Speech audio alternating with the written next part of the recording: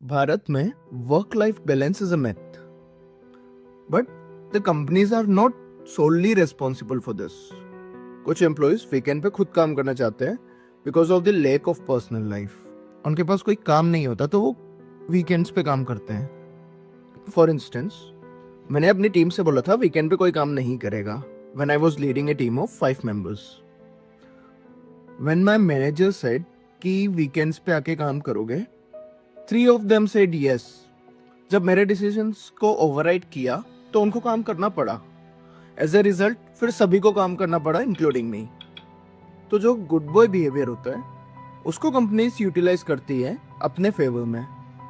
And that's how the work life balance gets messed. So if you want to improve on work life balance, just start saying no. Learn to say no because you are any day replaceable. आपको कभी भी replace किया जा सकता है even if you work on weekends and day and night, right? So improve your health, improve your mental health, and improve your work life balance. You have to take responsibility yourself. Nobody is coming to save you. Okay, see you.